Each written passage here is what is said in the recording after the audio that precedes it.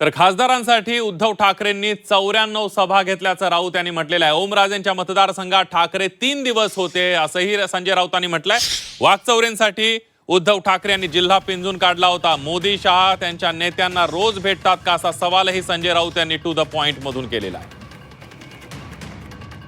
आता 6 लोकांना निवडून आणण्यासाठी उद्धव साहेबांनी 94 सभा घेतल्या.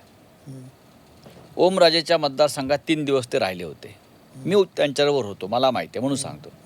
3 दिवस उद्धवजी त्या मतदारसंघात राहिले. हे काय घराबाहेर न पडता निवडून आले का उद्धव ठाकरे, मला सांगा. किंवा या भाऊसाहेब वाकचौरेसाठी त्यांनी तो जिल्हा पिंजून काढला होता. त्यावेळेला हिंगोलीला मी उद्धवजींबरोबर स्वतः गेलो आहे.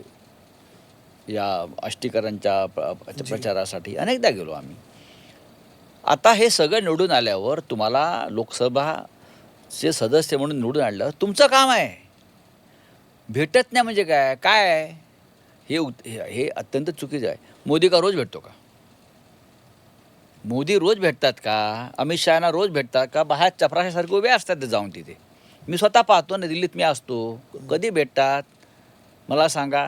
अमित शहा कोणाला भेटतात माहिती आहे ना? एखादा माणूस फुटून आपल्याकडे येणार असेल, कोण घेऊन आलं त्याला भेटतात.